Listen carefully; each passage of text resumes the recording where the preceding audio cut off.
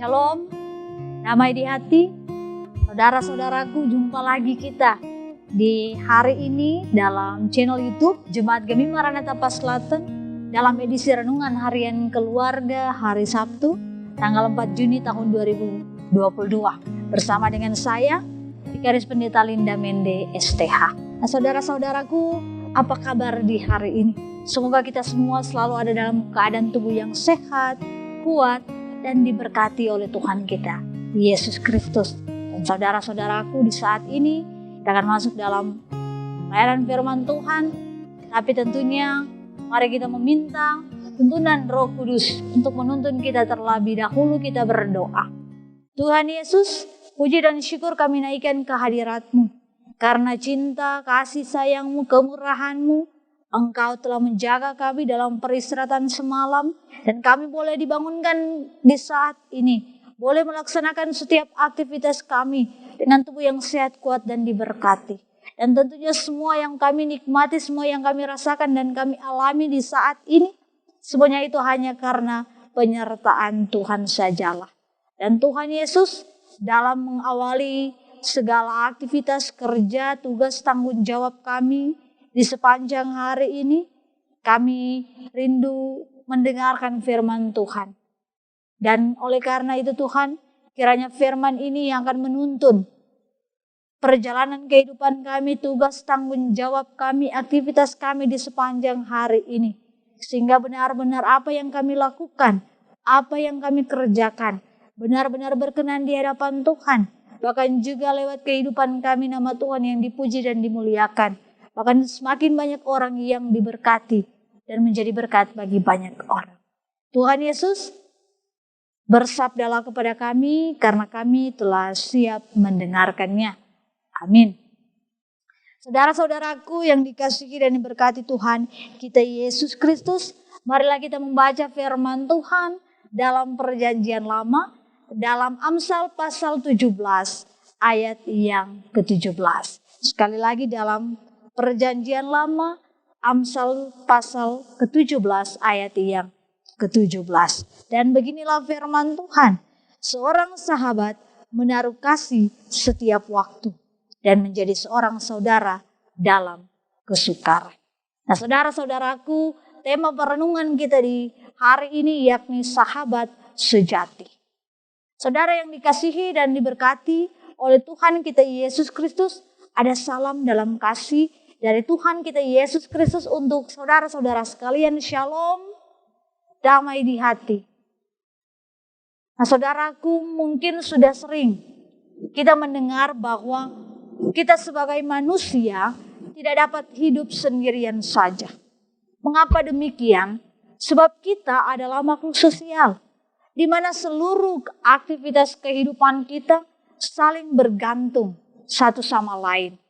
Karena itulah manusia harus membangun relasi pertemanan, persaudaraan, ataupun persahabatan dengan sesama kita. Tapi saudara-saudaraku, dalam proses kita membangun relasi ini, kita harus benar-benar memilih dan memilah dengan baik. Dengan siapa kita akan berelasi, atau dengan kata lain, kita harus memperhatikan dengan siapa kita akan menaruh kepercayaan kita. Karena dalam zaman sekarang ini,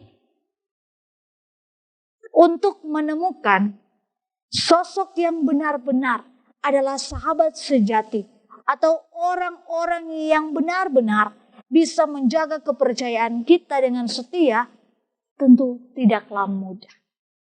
Oleh sebab itu saudaraku, dalam kehidupan kita akan bertemu dengan berbagai karakter yang ada pada setiap kita manusia.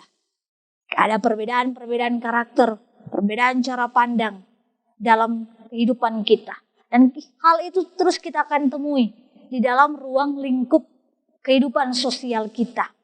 Dan seperti yang disampaikan tadi bahwa kita harus memilih dan memilah dengan baik kepada siapa kita akan membangun relasi dan kepada siapa kita akan menaruh kepercayaan itu.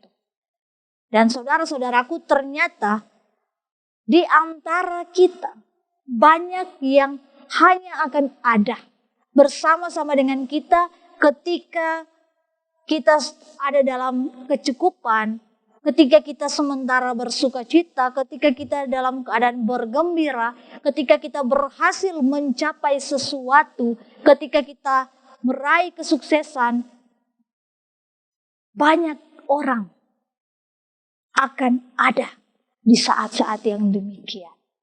Banyak orang yang akan berbondong-bondong menghampiri kita dan mengatakan bahwa kita adalah teman. Kita adalah sahabatnya. Kita adalah orang terdekatnya, orang kepercayaannya. Mereka akan berbondong-bondong menghampiri kita karena kita sementara dalam kelimpahan. Sementara dalam situasi berbahagia, bersuka cita, bergembira, menikmati keberhasilan dan kesuksesan. Namun saudara-saudara, ada hal yang perlu kita tahu. Bahwa hal ini akan berbeda ketika kita berada dalam keadaan yang terpuruk. Ketika kita mengalami kehancuran. Ketika kita mengalami kejatuhan. Ketika kita mengalami keberdukacitaan, kesedihan, kegagalan. Akan banyak juga orang-orang yang tadinya datang berbondong-bondong, mengaku mengenal kita, mengaku orang terdekat kita, mengaku sahabat kita, saudara kita. Tetapi pada akhirnya mereka akan memilih untuk pergi dan meninggalkan kita dalam keadaan yang demikian. Nah, saudara-saudara yang dikasihi dan berkati oleh Tuhan kita Yesus Kristus, hal ini tidak dapat kita tutupi dan juga tidak dapat kita sepelekan. Oleh karena itu, mengapa kita sangat penting untuk memilih dan memilah akan di mana kita akan membawa diri kita. Dan saudara-saudara yang dikasihi dan diberkati oleh Tuhan kita Yesus Kristus, ketika kita tidak lagi memberi manfaat atau memberi keuntungan bagi orang lain, bagi mereka yang datang pada saat kita bersuka cita, berbahagia, berhasil, sukses, maka mereka akan meninggalkan kita. Maka mereka tidak akan lagi ada bersama-sama dengan kita. Oleh karena itu, saudara-saudara yang dikasihi dan diberkati oleh Tuhan kita Yesus Kristus, ketika kita diperhadapkan dengan persoalan-persoalan pergumulan kehidupan, kita akan sangat sulit untuk bertemu dengan orang-orang yang benar-benar setia. Orang-orang yang benar mampu berada bersama-sama dengan kita dalam situasi yang terpuruk. Dan di saat keadaan itu pula, kita akan benar-benar menemukan mana teman yang hanya sekedar teman dan mana yang benar-benar sahabat sejati. Nah, saudara-saudara yang dikasihi dan diberkati oleh Tuhan kita Yesus Kristus, bagi mereka yang hanya sebatas teman, saling menyapa dengan kita, ketika kita tidak lagi memberikan manfaat, tidak lagi memberikan keuntungan bagi mereka, pasti yang mereka pikirkan, untuk apa lagi mereka bersusah payah bersama-sama dengan orang yang tidak berdaya, orang yang tidak bermanfaat bagi mereka, orang yang sudah tidak lagi memberikan keuntungan kepada mereka. Ketika mereka akan menjalani kehidupan bersama-sama, berelasi dengan orang-orang yang jatuh, orang-orang yang terpuruk, maka bagi mereka itu adalah sebuah beban. Jadi mereka akan memilih untuk meninggalkan kita. Itu salah satu contoh orang yang hanya sekedar teman. Tetapi berbeda dengan orang yang kita sebut sebagai sahabat sejati, di mana dia akan senantiasa berada dalam segala situasi, kondisi, keadaan kehidupan kita, bukan hanya pada kebahagiaan, kesukacitaan, keberhasilan yang kita alami, tetapi dia akan setia bersama-sama dengan kita dalam keadaan kita, sekalipun kita dalam keadaan keterpurukan, kehancuran, kegagalan. Dia akan setia bersama-sama dengan kita. Nah, saudara-saudara yang dikasihi dan diberkati oleh Tuhan kita Yesus Kristus, maka dari itu saudara-saudaraku, ketika kita sementara dibutuhkan oleh orang lain, maka mereka akan semakin dekat dan semakin lengket dengan kita. Bahkan ada yang sampai rela-rela seperti mengemis kepada kita, agar supaya kita memberikan bantuan kepadanya, agar supaya kita mengiyakan bahwa mereka adalah orang terdekat kita, saudara kita, sahabat kita. Tetapi seperti yang disampaikan tadi, mereka akan berpaling dan meninggalkan kita ketika kita berada di keadaan sebaliknya. Kita tidak akan dihiraukan dan dipedulikan. Seakan-akan juga kita tak pernah saling mengenal. Ketika apa?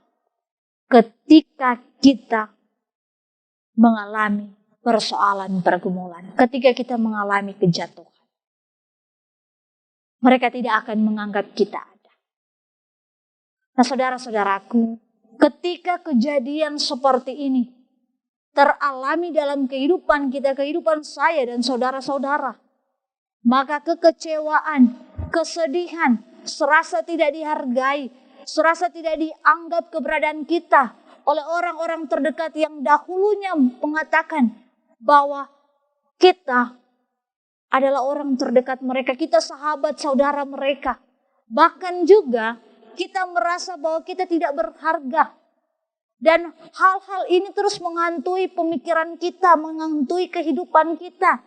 Yang pada akhirnya tidak ada ketenangan di dalam diri kita. Selalu kita dipenuhi dengan rasa kecurigaan terhadap satu dengan yang lainnya. Terhadap keluarga kita, terhadap orang-orang di sekitar kita. Selalu ada rasa curiga. Dan kita kehilangan kepercayaan pada orang lain. Dan saudara-saudaraku, keadaan-keadaan yang seperti inilah yang membuat kita harus benar-benar memilih dan memilah kemana kita akan membawa diri kita. Nah, saudaraku, belajar dari hal-hal ini. Mari kita coba renungkan kembali dalam kehidupan kita. Bahwa ketika kita ingin memiliki relasi yang baik dengan orang lain, maka bangunlah relasi itu juga dengan cara dan niat yang baik dan tulus, bahkan penuh kasih. Dan tentunya saudara-saudaraku, terlebih dahulu kita harus memilih dan memilah dalam menentukan dengan siapa relasi itu akan kita bangun.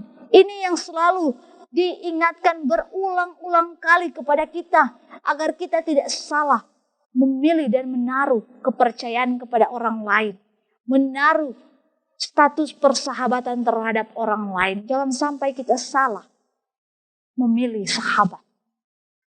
Nah, saudara-saudaraku, kalau kata orang-orang lain atau kata orang lain mengatakan jangan memilih dalam menentukan circle pertemanan atau persahabatan. Namun hal ini berbeda dengan pandangan saya. Sebab bagi saya, kemana arah kehidupan kita akan bertumbuh, berkembang dan berbuah, itu juga dapat dipengaruhi oleh lingkungan sekitar kita, di mana kita bergaul, di mana kita beradaptasi, di mana kita bertumbuh, serta berteman. Di mana kita membangun relasi itu, maka kita akan menghasilkan buah dari lingkungan kita yang ada. Dan ada firman Tuhan yang mengatakan bahwa pergaulan yang buruk merusakkan kebiasaan yang baik. Itu terdapat dalam 1 Korintus pasal 15 ayat yang ke-23. Oleh sebab itu ingatlah akan hal ini juga. Dan perlu ditekankan di sini yang saya maksudkan ialah memperhatikan dalam hal memilih dan memilah circle. Bukan dalam artian membeda-bedakan strata sosial, latar belakang ekonomi, ras, agama, warna kulit dan sebagainya. Bukan demikian. Melainkan melihat dari apakah manfaat yang didatangkan dari sebuah perkumpulan atau pertemanan atau persaudaraan atau relasi yang kita bangun. Apakah hal itu, pertemanan, persaudaraan, persahabatan, relasi yang kita bangun itu membawa kita ke arah yang semakin baik, Membawa kehidupan pribadi kita menjadi pribadi yang lebih baik lagi dari hari kemarin? Apakah membawa kehidupan kita semakin dekat dengan Tuhan Allah sebagai sumber segala kasih? Yang tentunya kasih Allah ini adalah kasih yang sempurna. Ataukah sebaliknya saudara-saudaraku, mana yang akan kita pilih? Ini yang mau saya tekankan di sini. Bahwa kita harus memilih dan memilah circle pertemanan sehingga kita boleh benar-benar bertumbuh semakin lebih baik lagi dan menjadi buah, menjadi berkat bagi banyak orang lewat kasih Allah itu, kasih yang sempurna itu. Nah, saudara-saudara yang dikasihi dan diberkati oleh Tuhan kita Yesus Kristus, dalam kehidupan kita selalu berekspektasi terhadap seseorang. Dan saya percaya demikian juga halnya pasti setiap kita selalu berekspektasi kepada sahabat kita. Dan kita mendambakan bahwa sahabat kita juga akan mampu hadir sebagai sahabat sejati dan setia menaruh kasih setiap waktu untuk kita. Seperti yang disampaikan firman Tuhan bahwa seorang sahabat menaruh kasih setiap waktu dan menjadi seorang saudara dalam kesukaran. Pasti kita sangat berekspektasi sahabat-sahabat kita untuk menjadi orang yang menaruh kasih setiap hari. Bahkan mereka menjadi saudara dalam kesukaran kehidupan kita. Nah, saudaraku, dari hal ini memperlihatkan bahwa ternyata ketika kita melandaskan kasih Allah sebagai landasan dalam hubungan persahabatan, persaudaraan, relasi kita dengan orang lain, maka kita akan menikmati atau kita akan menemukan, kita akan mendapatkan sahabat yang menaruh kasih setiap waktu dan menjadi seorang saudara dalam kesukaran. Ketika kasih Allah itu yang menjadi landasan persahabatan, persaudaraan dan relasi yang kita bangun. Mengapa demikian saudara-saudara? Karena ketika kita hanya mengandalkan kemampuan kita, bahwa kita mampu bersosial dengan orang lain, mampu membangun komunikasi dengan teman sahabat kita, maka saya yakin bahwa semuanya itu akan sirna dan lenyap dengan seketika. Karena kenapa? Karena kita manusia masih diliputi dengan kedagingan. Sehingga kalau kita menggunakan kedagingan kita, maka kita akan terus dipenuhi dengan keegoisan masing-masing kita sebagai manusia. Dan ketika kita ada dalam rasa kekecewaan ataupun ada sesuatu hal yang tidak kita dapatkan dari orang yang kita percaya, dalam hal ini sahabat kita, maka kita akan mudah untuk terpancing emosi kita. Kita akan mudah untuk memilih meninggalkan teman kita, memilih meninggalkan sahabat kita, hanya karena satu hal yang tidak mampu dia wujudkan atas keinginan kita. Itu sering terjadi dalam realita kehidupan kita, sehingga sangat sulit untuk mendapatkan sahabat yang sejati. Nah, saudara-saudaraku yang dikasihi dan diberkati oleh Tuhan kita Yesus Kristus, namun hal ini akan berbeda. Hal ini akan berbeda ketika kita sudah menemukan atau ketika kita menemukan orang yang tepat, yang memelihara kepercayaan yang telah kita bangun dengan bertanggung jawab. Dan ketika kita menemukan orang-orang yang kita sebut sahabat ini saling menopang, saling mendukung, menghibur, menguatkan, dan mendoakan, menerima segala kelebihan dan kekurangan yang ada. Selalu ada dalam setiap kesukaran kehidupan, selalu ada dalam segala situasi, bukan hanya dalam suka maupun juga dalam duka. Maka dari itu tuh firman Tuhan mengatakan bahwa seorang sahabat sejati dapat menjadi saudara, bahkan melebihi saudara kandung. Itu luar biasa. Orang yang tidak saudara bisa melebihi saudara sekandung. Karena apa? Karena kasih Allah yang menjadi landasan persahabatan mereka. Dan lewat persahabatan itu menunjukkan arti bahwa kasih Allah diam di antara satu sama lain. Dan setiap harinya mau membagi cerita kisah kehidupan di antara satu dengan yang lainnya. Bahkan juga dalam kehidupan kita, dalam persahabatan kita, harus ada saling memberi dorongan. Untuk apa? Untuk bertumbuh dalam anugerah dan pengenalan akan Yesus Kristus. Ada ungkapan yang mengatakan bahwa seperti besi menajamkan besi. Artinya bahwa terlepas dari kelemahan dan kekurangan yang ada di antara kita satu dengan yang lainnya dalam persahabatan kita. Namun ketika semuanya itu didasarkan pada kasih yang hormat, menembus kepicikan, dan menghasilkan kebaikan yang benar, maka itulah persahabatan yang sejati. Persahabatan sejati ini sudah diteladankan oleh Yesus Kristus kepada kita. Ada firman Tuhan mengatakan tidak ada kasih yang lebih besar daripada kasih seorang yang memberikan nyawanya untuk sahabat-sahabatnya.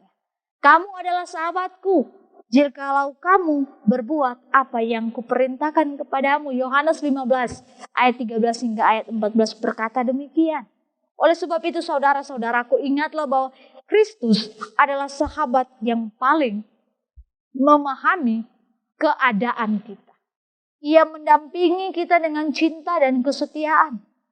Karena itu marilah kita membangun relasi yang baik dengan Kristus sebagai sahabat yang sejati untuk bersahabat dengan sesama manusia. Ketika kita mampu membangun relasi kita dengan Tuhan Allah, dengan Yesus Kristus, maka kita akan mampu juga membangun relasi yang baik dengan sesama kita. Karena landasan kita dalam persahabatan itu sangat jelas, yaitu landasan pada kasih Allah, landasan pada kasih Kristus itu sendiri. Nah saudara-saudaraku, dalam lirik lagu Yesus kawan yang sejati, bagi kita yang lemah, tiap hal boleh dibawa dalam doa. Luar biasa, Yesus kawan yang sejati, tiap hal boleh dibawa dalam doa padanya. Lewat lirik lagu ini mengingatkan dan menyadarkan kepada kita bahwa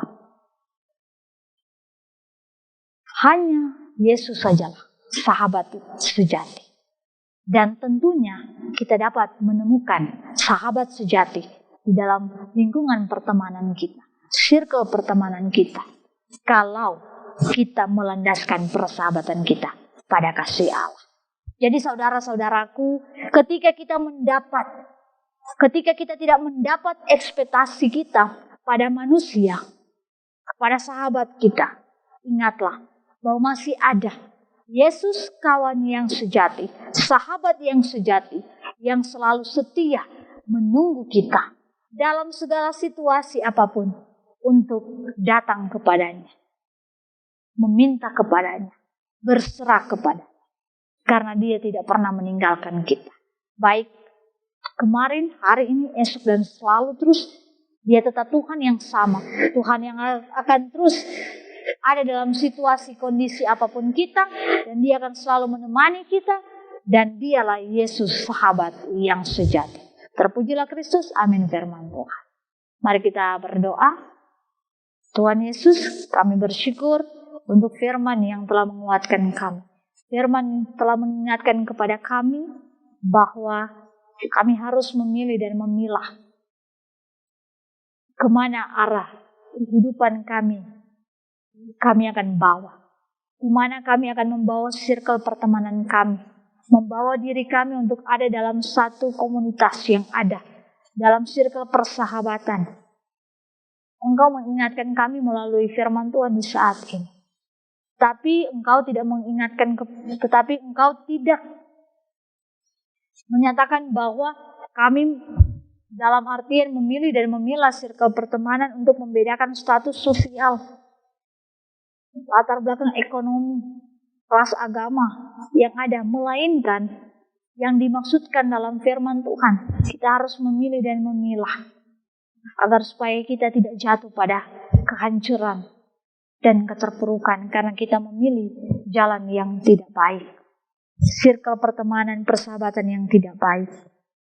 Tuhan Yesus, di saat ini juga kami hendak mendoakan untuk setiap kami yang telah menyaksikan renungan harian keluarga saat ini. Tuhan berkati pribadi kami, keluarga kami, jaga lindungi kami semua kemanapun kami pergi dan berada.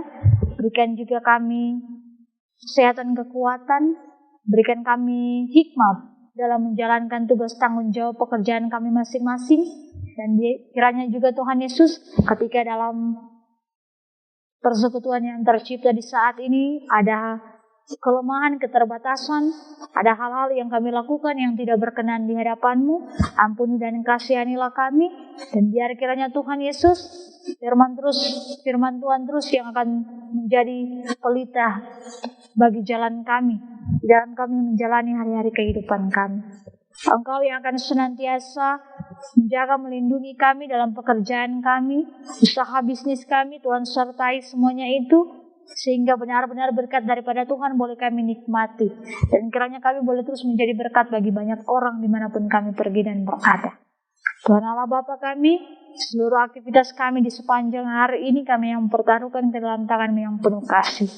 Dalam nama Yesus Tuhan dan Juru Selamat kami yang hidup, kami berdoa dan bermohon kepada-Mu. Amin. Nah saudara-saudaraku, demikianlah renungan harian keluarga di saat ini. Karena itu jangan lupa di like, di komen, di share, dan di subscribe channel YouTube Jemaat Gemi Maranatha Paslatan, sehingga semakin banyak orang yang akan terberkati melalui video-video renungan harian keluarga yang diupload oleh channel YouTube Jemaat Gemi Maranatha Paslatan.